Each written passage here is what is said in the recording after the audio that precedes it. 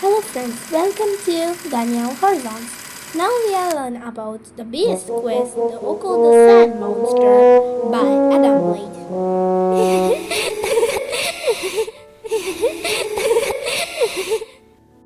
Do you know the worst thing about so-called heroes? They just don't give up. Well, villains can be just as stubborn.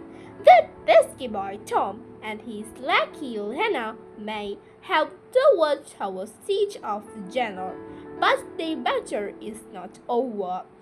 There are other prizes to be found throughout my kingdom. And Gwalada's borderlands lie the four pieces of the broken stars.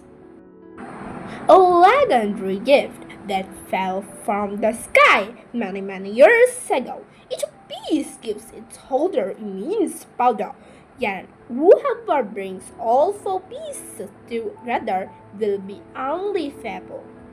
To obtain each piece, one must find a way past the beasts which guard them. Kansa and I have tricks up our sleeves and a head start on our enemies with the star in our hands. No one will stop us from reclaiming Welder and then Avantia, our future Luro and Imperial Jank. Now the part one is the story Canalisa portal. Tom blinked as he emerged from the cave, his eyes taking a few moments to adjust. Bright light reflected off the snowy mountains that soared 1,000 feet into the clouds. Tom turned to see Alina following him. Out of the cave, rubbing her side, she slumped over on the rock. Are you hurt? Tom asked. He knew the fight against Throne had been brushing for both of them. Nothing that a good long rest would fix, Elena replied with a rueful grin. I wish we could rest, Tom said. But we must follow Kanisa and Jan. They can't have got fat, and if they get their hands on the third fragment of the broken star, they could cause untold havoc. Tom felt guilty about pushing his friend to go on, but they simply couldn't stop now. The wrinkled scar-class Kanisa, along with the teacher's and peripheral jank of the Gwilder, had a field note to the hurriedly vised areas in the kingdom. They sought the four fragments of the fallen comet, known as the Broken Star. Each fragment is installed at a power they could control the weather. The four completed were thought to be unstoppable force many years before. To stop the fragments falling into the wrong hands, the gold witch Clara had placed each fragment with a good beast under the instruction to protect them at all costs. Don't worry, Helena said, getting to her feet. I'm ready for anything. Tom grinned at her. He knew she wouldn't let him know. Turning, he scanned the craggy mountains surrounding them. Thanks to the power of the golden helmet, Tom's eyesight was sharper than an eagle's. He saw no sign of their enemies. The area around wherein was utterly barren. Not a blade of grass broke the landscape. No birds flew, no insects crawled over the rocks.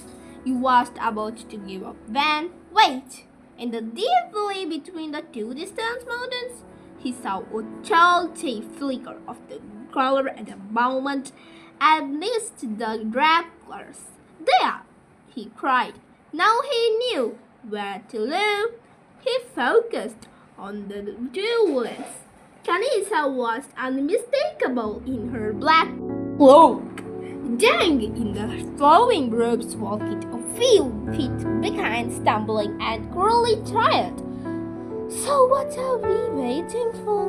Elena asked, her voice grim. Let's get up with them. They jogged side by side taking a higher route above the valley. Tom felt blisters forming on his feet, but he knew he couldn't stop. They were gaining on their prey. Careful! Elena planned the Tom speed up, scattering dust and almost down off the slope. The stones are unstable. We can't let them get away, Tom replied. They deserve to be a jail cell along with their friend Champagne, the brat. You can't go putting anyone in a jail cell if you tumble off the side of this mountain, Elena pointed out. Even as she said this, Tom's ankle turned on the loose stone.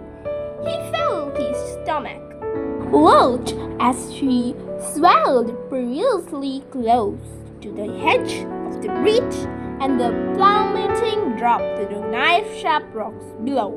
Elena was right. He slowed his pace a little, picking his way more carefully through the ditch-rolled rocks, turning the actions to Granessa and Jang again. Tom saw their pair and stopped at the high sheer rock face. Granessa seemed to be inspecting it carefully. Tom saw Jang lower himself onto the ridged rock, his shoulders slumping the axes, and Tom and Elena crept closer. What are they doing? Elena whispered. I don't know, Tom replied. They have walked into that end. We shall shriek now while they are trapped. They'll hear us coming. Helena worked. Kanisa will use her lightning staff against us. As she spoke, Tom saw Kanisha reach into their cloak and pull out the glass wheel. They watched the switch dip her finger into the container like it was an inkwell and draw something on the cliff's face. A few pointed stars, a brilliant flash of the light lit the somber scene, and they watched Jang slide off the rock, covering behind it. As the rock face began to shimmer, a portal, Tom cried. Quick! They get away! We have go now! They scrambled down the slope as fast as they could. As he ran, Tom saw Kanisa and Jang pass through the glowing portal, disappearing in an instant. Immediately, the portal began to shrink. Tom sprint hurdled, clattering over loose rocks despite the risk. We have to slow them through. Run, Helena! He cried. They were 20 pieces away, now 10, but the portal had nearly closed. They weren't going to make it unless Tom stopped and grabbed Elena as he caught up. He held her tightly clutched and leaped towards the closing portal, which was now hardly big enough to fit one person, let alone two. He knew he needed to get it perfectly or else. Tom and Elena shot through the tiny gap. The world went black as Tom felt sickling, lurching situation. But it was over in a second, and they were into the other side, tumbling onto hot and dusty earth. Coughing and groaning, Tom sat up. He blinked at Selena through her blinking light. He lay in her dust. Tom scrambled over to help her up. Are you all right? Tom asked. Elena nodded. Just a mouthful of dust, she croaked. It's not dust, it's sand, Tom thought. Where has the portal taken us? From the freezing snow-covered wastelands of barren that had suddenly found themselves in a hot dry land. Tom stood up and looked around, squinting and dazzling light. There was no sign of Kanisa or junk. Tom saw nothing but a flat expanse of sand with just a few scarecrow plants and an artificial, sick-looking cactus. There was nowhere to hide. Where are we? Helena asked, dusting herself off. No idea, Tom replied with a frown. We have no lab, no water, and no landmarks. It turned slowly to take it in. All around the desert screeched in every direction as far as the eye could see.